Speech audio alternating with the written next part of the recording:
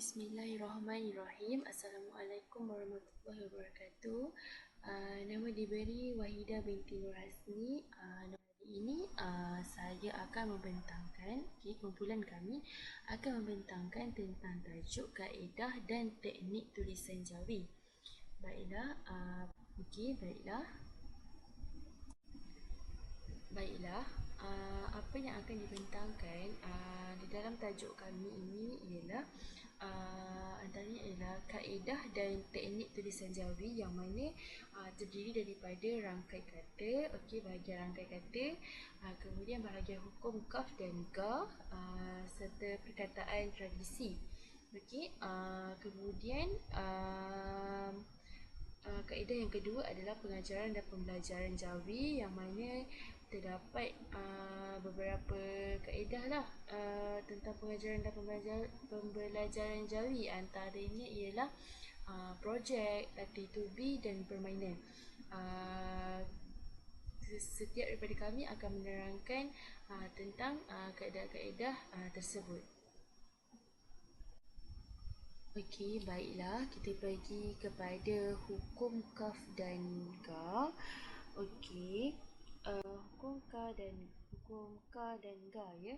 Hukum ka dan ga melibatkan kata yang berakhir dengan bunyi ka atau ga dalam bahasa Melayu jadi. Di sini maksudnya hukum ka dan ga ni dalam bahasa Melayu pun ia disebut ka, bunyi ka dan ga. Huruf ka dan ga pada suku kata terakhir perkataan tersebut tidak diberi huruf alif, tetapi di hujung huruf tu dia tak ada ditulis ataupun diberi huruf alif. Kiranya kalau ga tu ga lah, huruf ga sahaja, tak ada ga alif, ga bukan. Ataupun ka alif, ka bukan.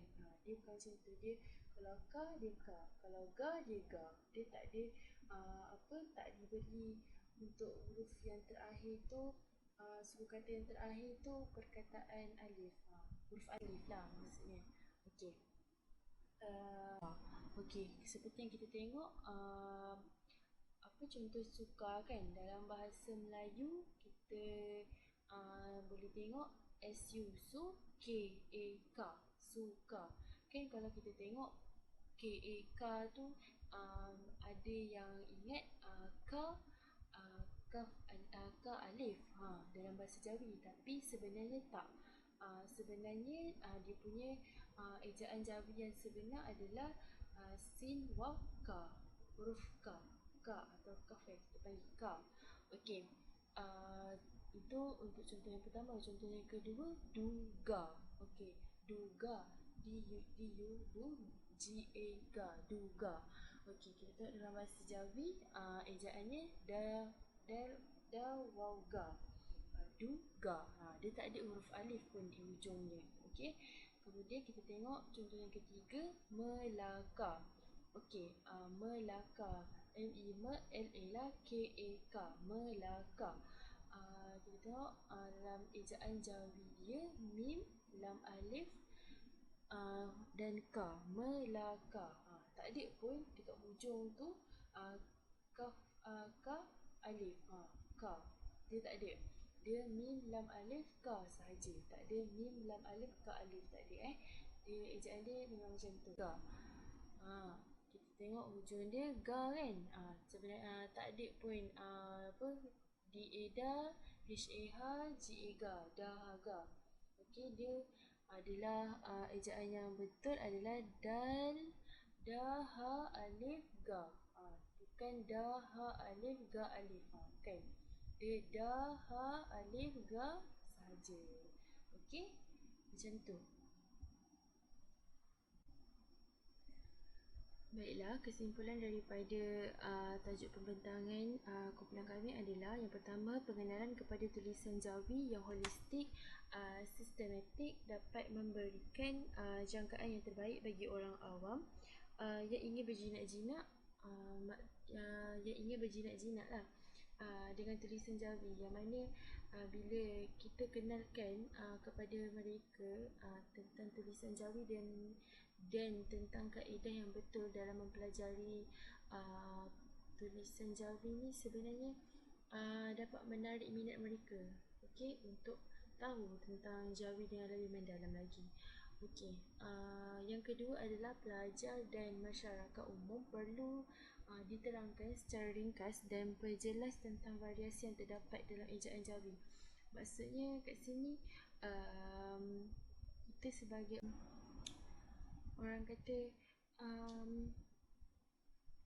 kita meyakinkan mereka lah tulisan Jawi ni sebenarnya mudah untuk kita belajar, daripada kita belajar tentang bahasa-bahasa lain yang tak mudah untuk kita ingat dan belajar tu.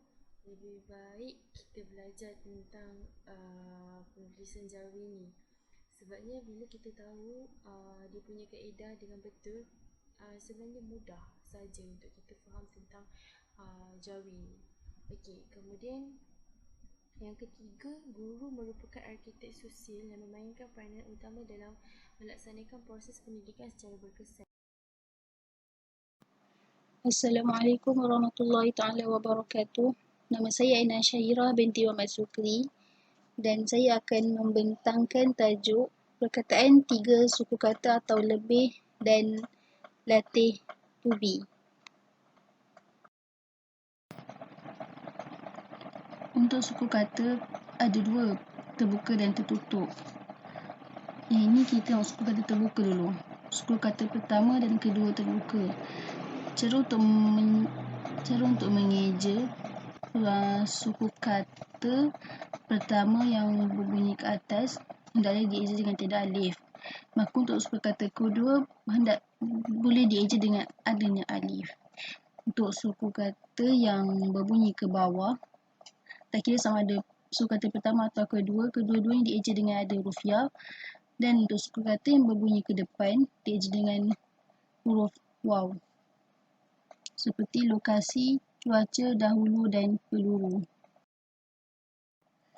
Untuk suku kata ketiga terbuka, ada 5 cara untuk mengeja. Pertama, yang mengandungi alif. Sekiranya suku kata yang berbunyi ke atas merupakan huruf darlung, maka perlu tambah alif di belakang huruf. Contoh, bahawa, gejala dan angkara. Kedua ialah dieja dengan tiada alif. Sekiranya huruf pada suku kata ketiga bukan huruf darlung, maka tidak boleh tambah alif di belakangnya. Contoh, dewasa, di mana dan senjata. Yang ketiga dieja dengan ya. Sekiranya suku kata tersebut berbunyi ke bawah, maka dieja dengan huruf ya, seperti almari dan negeri. Begitu juga dengan suku kata yang berbunyi ke depan, maka hendaklah dieja dengan menggunakan huruf waw. Contoh, dahulu, selalu dan penghulu. 3 perkataan yang terkecuali daripada penambahan huruf alif, iaitu kepada, daripada dan cahaya. Untuk suku kata tertutup pula, bagi suku kata pertama tertutup yang berbunyi ke atas, maka hendaklah dieja tanpa alif vokal. Contoh, angkasa dan armada. Angkasa dan armada, huruf alif tersebut adalah alif asal dan bukan alif vokal. Untuk suku kata yang berbunyi ke bawah, dieja dengan menggunakan huruf ya, seperti impian dan sensitif. Dan suku kata yang berbunyi ke depan dieja dengan menggunakan huruf waw, ditambah huruf waw. Contohnya, umpama dan usaha. Suku kata kedua dan ketiga tertutup. Untuk mengeja suku kata kedua dan ketiga tertutup sama seperti mengeja perkataan 2 suku kata. Contoh, tandas. Ejaan tandas tiada alif sebab huruf ta adalah huruf yang dalam betapa segarnya Cik Jam, dan huruf dal tiada alif kerana dal tu berada di tengah-tengah perkataan. Huruf dal adalah huruf darlung, sepatutnya boleh tambah alif, tapi kerana berada di tengah perkataan maka tak boleh tambah alif. Jadi dieja dengan macam biasa tanpa alif. Untuk cincin, macam biasa eja kerana dia berpola ke bawah maka tambah ya. Lontong pun sama kerana kita eja dengan kerana dia berpola ke depan maka ejaan dia tambah waw. Dan sensitif dibaca dengan pola ke bawah maka tambah ya.